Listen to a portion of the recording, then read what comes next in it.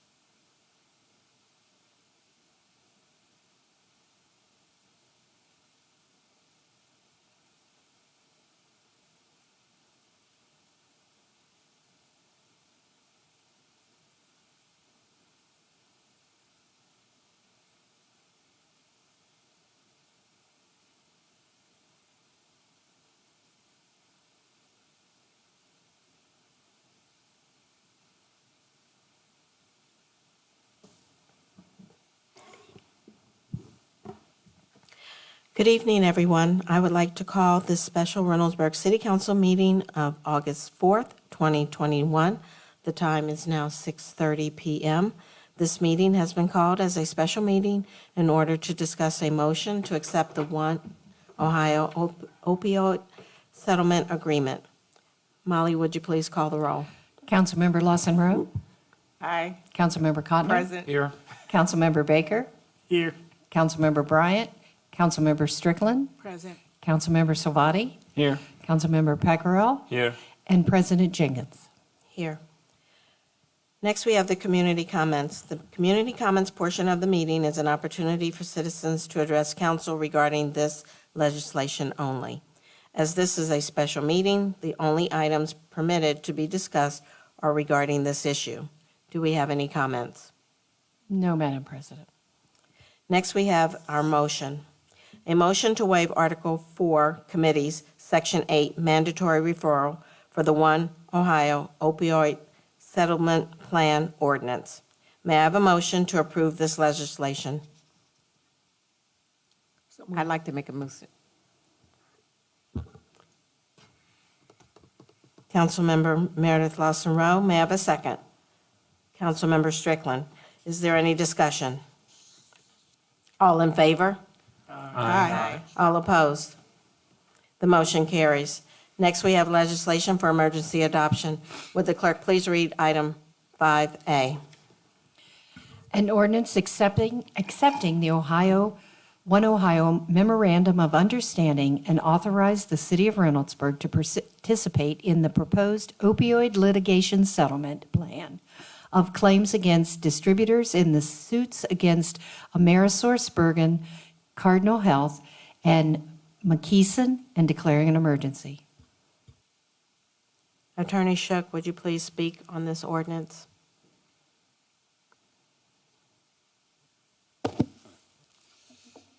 Thank you, Council President, and thank you, members of council. I apologize for bringing you here while you're on your August break.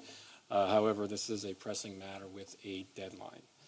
On July 23rd, I attended a meeting at the Ohio Department of Public Safety regarding a significant development in the state of Ohio's lawsuit against 3 of the 5 major opioid distributors and manufacturers who are the subject of multiple lawsuits, not just in the state of Ohio, but around the country. These companies are AmerisourceBergen, Cardinal Health, and McKesson. The 2 other companies are Johnson & Johnson, that is not a part of the discussion this evening, and Purdue Pharma, which is currently in bankruptcy, and we did discuss that, I believe, at the last meeting. The proposed settlement that has been presented is being presented through the One Ohio. It's a conglomeration of all local governments in the state of Ohio and the state of Ohio itself to move the litigation forward in a combined fashion that would allow us to get to a resolution a lot quicker than what is happening in other states. The state of Ohio is, quite frankly, leading on this litigation, and this is an opportunity that is presented to the state of Ohio that is unique, and that is not currently being presented to other states who have not had such a consolidation of and cooperation of their local governments and their state. The settlement presented with these 3 companies would be for a total of in excess of $800 million. The distribution of that amount would occur over a course of years of up to 18 years. And there are certain incentives that would need to be met in order to make that process quicker. The first step in that process is to have local governments sign off on the settlement. And the deadline to sign off on that settlement for local governments is August 13th. So while I'm sure you guys do not want to be here this evening, there are lots of other city councils, boards of trustees, and townships that are being brought together this week and next week to approve the same item. The breakdown of the settlement is that 15% of the over $800 million would go directly to the state of Ohio. 30% of the over $800 million would go directly to the local political subdivisions of the state of Ohio. That includes municipalities like Reynoldsburg, townships, villages, and counties. And then the remaining 55% would go to what is called the One Ohio Foundation.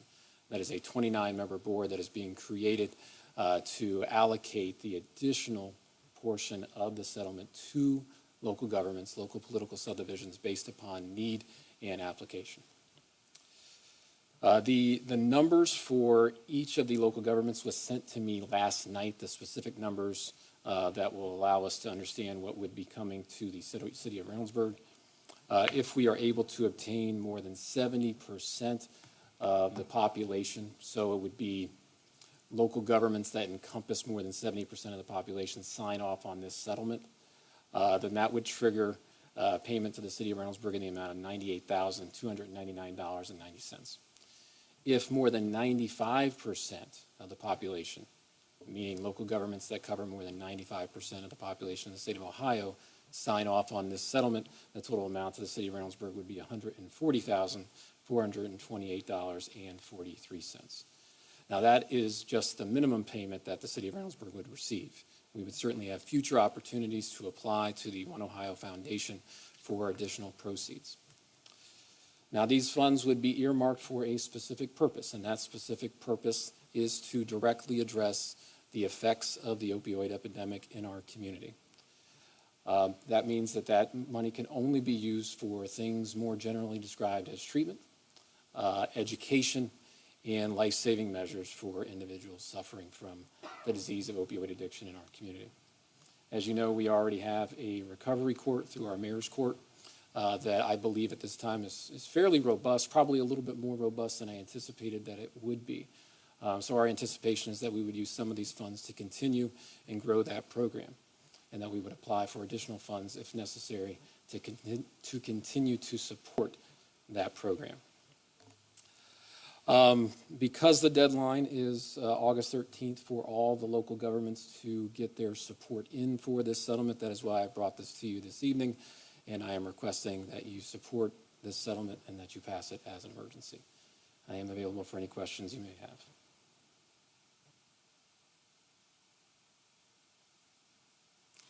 Thank you, Attorney Shook. I do have one question. So do we know, let's just say the 70% of municipalities decide to move forward with this. Do we know or have a timeline on when the money will be dispersed to these particular municipalities? Unfortunately, I do not.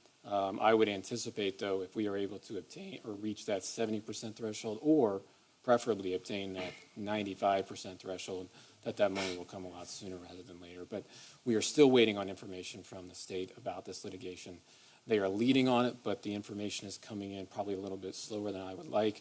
I just got the numbers last night, for example. So, we're operating a little bit under the gun here. Thank you.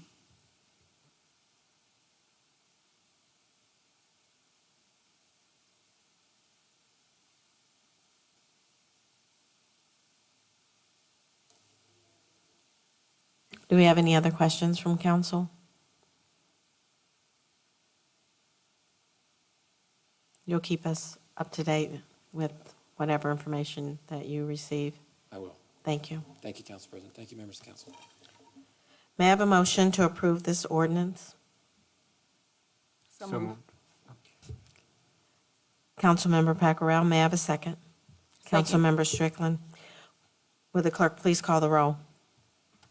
Councilmember Lawson Rowe. Aye. Councilmember Cotner. Aye. Councilmember Baker. Aye. Councilmember Strickland. Aye. Councilmember Salvati. Aye. And Councilmember Pacquiao. Aye. Madam President, that was 6-0. This ordinance is approved, 6 affirmative votes and no negative votes. Unless there's no other further business this evening, this meeting is adjourned and the time is now 6:39. Thank you.